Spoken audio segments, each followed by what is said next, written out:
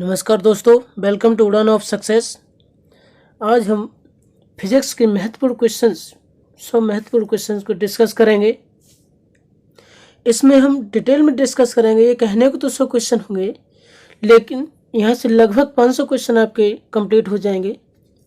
ये क्वेश्चन सभी प्रतियोगी परीक्षाओं में समान रूप से उपयोगी होंगे, विशेषकर रेलवे, एसएससी और टीचिंग एग्जाम्स में। तो अगर आपने अभी तक हमारे चैनल को सब्सक्राइब नहीं किया है तो please subscribe the channel and press the bell icon. देखते हैं फर्स्ट क्वेश्चन कह रहा है, न्यून तापमान पैदा करने के लिए निम्नलिखित में से किस सिद्धांत का प्रयोग किया जाता है? ताप विद्युत प्रभाव, रुद्धोष्म चुंबन, अतिचालकता या जूल केल्विन प्रभाव। इसका सही आंसर होगा रुद्धोष्म चुंबन। इसका सही आंसर हो जाएगा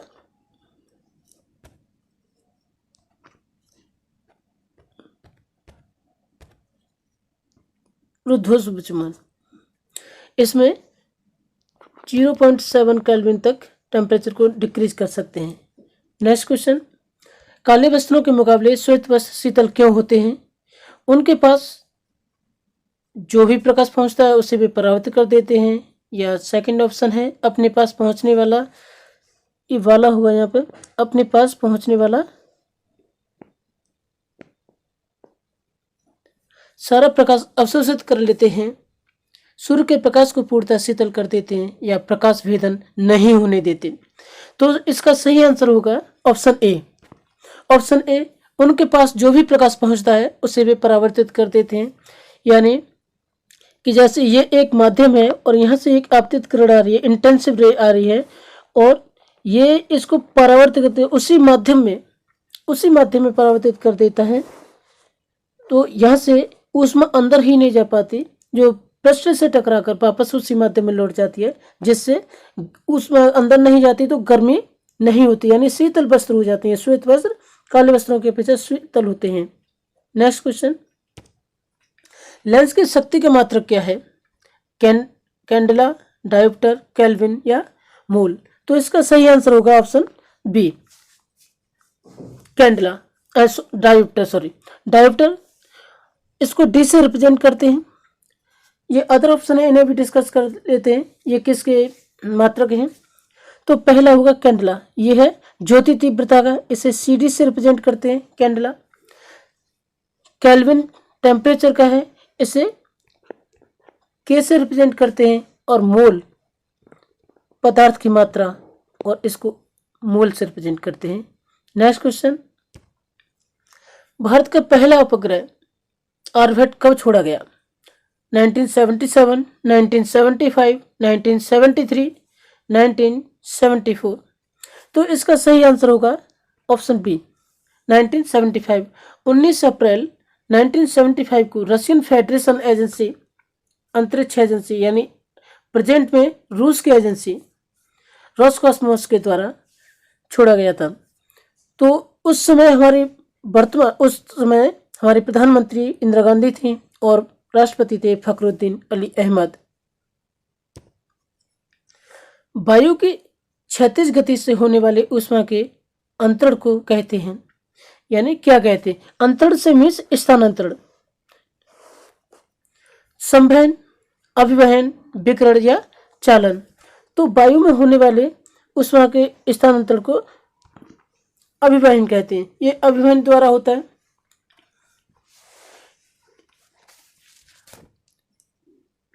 इसको अदर को डिस्कस करें तो संवहन होता है तरल पदार्थों में। संवहन तरल पदार्थों में होता है, जिसमें माध्यम के कणों की गति के कारण ऊष्मा स्थानांतरण होता है। सी ऑप्शन सी है विकिरण। विकिरण में माध्यम कणों को प्रभावित किए बिना ऊष्मा को एक स्थान से दूसरे स्थान पर स्थानांतरण किया जाता है।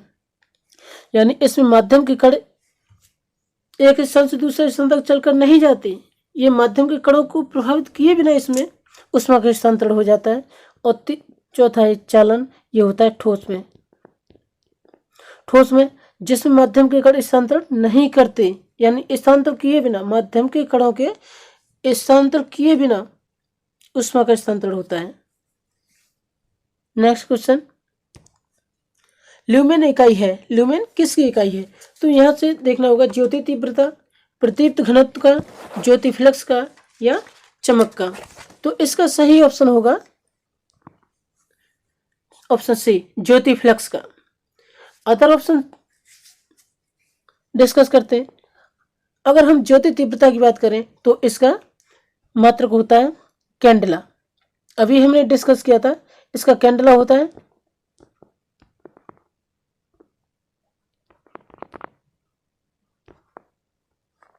कैंडला। प्रदीप्त घनत्व ये लक्स होता है,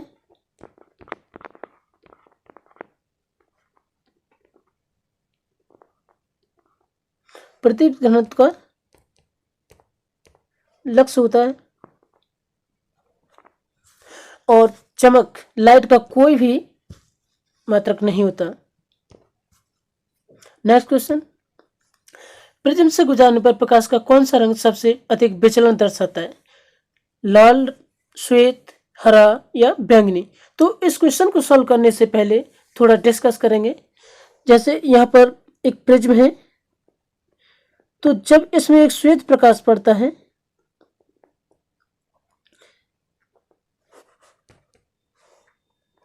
ये श्वेत प्रकाश की रे होती है, तो यहां से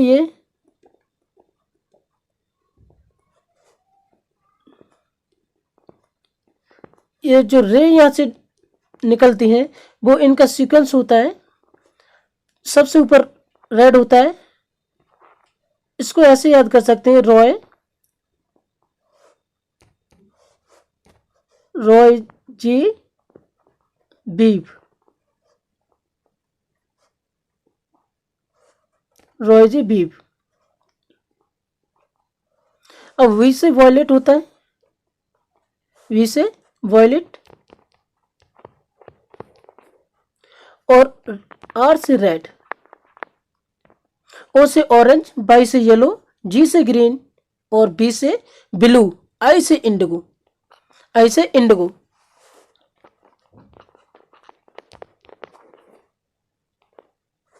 आई से इंडिगो। तो अब देखो इसमें होता है सीक्वेंस क्या होता है कि सबसे ज्यादा वेवलेंथ सबसे ज्यादा किसकी होगी, यानी नीचे से ऊपर चलने पर वेवलेंथ सबसे ज्यादा होगी, यानी तो सबसे कम वेवलेंथ होगी वॉयलेट की और सबसे ज्यादा किसकी होगी, रेड की। अगर हम विचलन की बात करें, और इस क्वेश्चन में विचलन ही पूछा गया, अगर विचलन की बात करें तो ये सीक्वेंस ऊपर से नीचे होता है, ऊपर से नीचे होता है, यानी सबसे अधिक होगी नीचे, यानी वॉयलेट की सबसे अधिक विचलन होगा और रेड का सबसे कम होगा। तो वॉयलेट मीन्स बैगनी, तो यहां से ऑप्शन हमारा सही हो जाएगा बैगनी, यानी इस सीक्वेंस में होता है। ये सीक्वेंस आपको याद कर लेना है, तो ये बहुत ही इंपॉर्टेंट सीक्वेंस है और आगे इससे कई सारे क्वेश्चन पूछे जाएंगे। नेक्स्ट क्वेश्चन,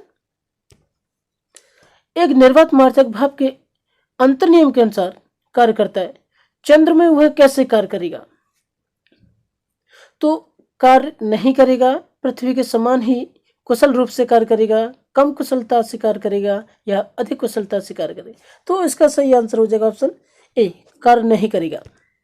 नेक्स्ट क्वेश्चन देखते हैं, सूर्य की ऊष्मा पृथ्वी पर कैसे पहुंचती है? चालन द्वारा, परावर्तन द्वारा, संवहन द्वारा या विकिरण द्वारा? तो अभी हमने डिस्कस किया था कि जिसमें माध्यम के कणों को प्रभावित किए बिना ऊष्मा का स्थानांतरण होता है वो किस में होता है? विकिरण द्वारा। यानी सूर्य बहुत काफी दूर है हमारी पृथ्वी से, तो बहुत सारे माध्यम बीच में पड़ते हैं, तो इस तरह से ऐसे चलती रहती है रे उसकी, ये माध्यम है, तो इस तरह से पहुंचते हैं यहाँ तक। यानी इसमें माध्यम के कण एक स्थान से दूसरे स्थान पर चलकर नहीं जाती, यानी माध्यम के कणों को बिना प्रभावित किए ही और सूर्य की किरणें आगे पृथ्वी पर पहुंचती हैं। तो इसमें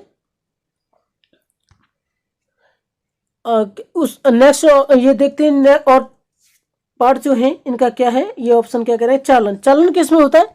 ठोस में। चालन होता है ठोस में, जिसमें माध्यम के कण एक स्थान से दूसरे स्थान पर नहीं जाते, लेकिन ऊष्मा का स्थानांतरण होता है, यानी माध्यम के कण को प्रभावित किए बिना, इसमें भी क्या होता है कि माध्यम के कण एक स्थान से दूसरे स्थान पर स्थानांतरण किए बिना ऊष्मा का स्थानांतरण होता है। और इसमें परावर्तन परावर्तन एक प्रकाशीय क्रिया है। ये इसको अभी डिस्कस किया था। जैसे यहाँ पर ये आपतित किरण आएगी और यहाँ से उसी माध्यम में रिफ्लेक्ट हो जाएगी, ये परावर्तित हो जाएगी, ये परावर्तन होता है। संवहन संवहन होता है तरल में। नेक्स्ट क्वेश्चन देखते हैं। नेक्स्ट क्वेश्चन कह रहा है रडार का आविष्कार किसने किया था? रडार का आविष्कार किसने किया था? तो इसे देखेंगे William Brown, Andrew Jack cinema, Angus Kodak या रॉबर्ट वॉटसन बर्ड। तो इसका सही आंसर हो जाएगा Robert Watson bird. Next question, x किरणें किस प्रकार की तरंगे हैं? विद्युत चुंबकीय तरंगे, अंधेर तरंगे, अनुप्रस्थ तरंगे या प्रत्यास्थ। तो इसका सही आंसर होगा ऑप्शन ए। ऑप्शन ए विद्युत चुंबकीय तरंगे। अब देखो ये अंधेर तरंगे जो है, अंधेर तरंगों में क्या होता है? अंधेर तरंगों की बात करें तो ये लॉन्गिट्यूडनल वेव्स के नाम से जानी जाती हैं। यानी जब तरंग की गति की दिशा माध्यम के कणों के कंपन करने की दिशा के समांतर होती है। यानी इस तरह से आप समझ सकते हैं कि एक स्प्रिंग टाइप स्प्रिंग होती है, इसमें अंधेर तरंगे होती है। अनुप्रस्थ तरंगे ये ट्रांसवर्स वेव होती हैं। जब तरंग की गति की दिशा माध्यम के कणों के कंपन करने की दिशा के लंबवत होती है, जैसे इस तरह से, इस तरह से होती है। अब इसमें ये जो होती है इतना, ये वेवलेंथ होती है, ये वेवलेंथ होती है। और इसको, ये ऊपर वाला पार्ट ये है, इसको क्रस्ट बोलते हैं, क्रस्ट बोलते हैं। और ये नीचे वाले पार्ट को टफ। नेक्स्ट क्वेश्चन देखते हैं। निम्नलिखित में से वह उपकरण कौन सा है जिसका प्रयोग पवन के बल एवं वेग के मापन के लिए किया जाता है?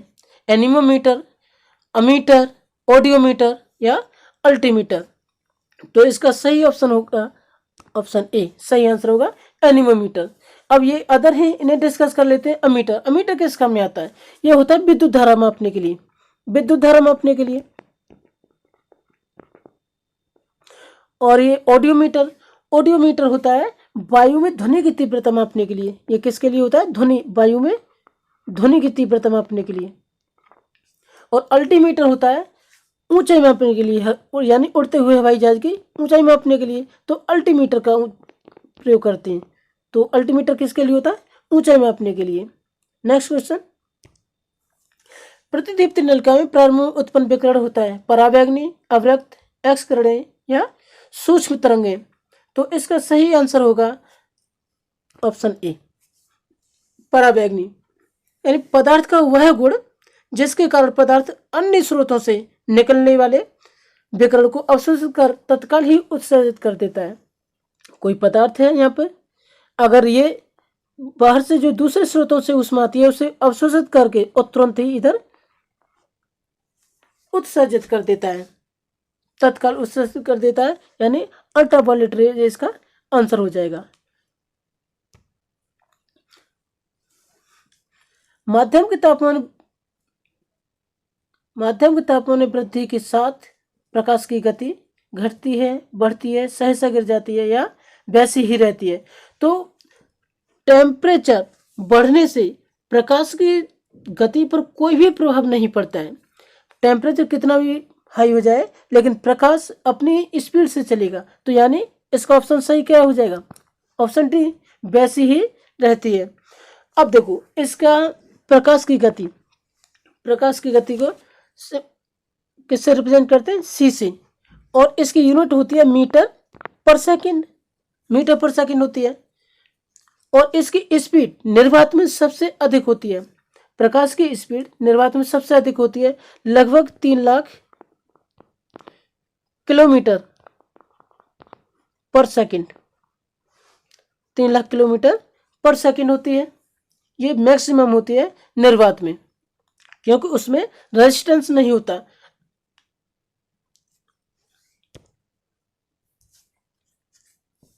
ब्लैक बॉडी किसके विकिरण को अवशोषित कर सकती है? केवल मध्यवर्ती तरंगदैर्घ्य, केवल निम्न तरंगदैर्घ्य, सभी तरंगदैर्घ्य या केवल उच्च तरंगदैर्घ्य।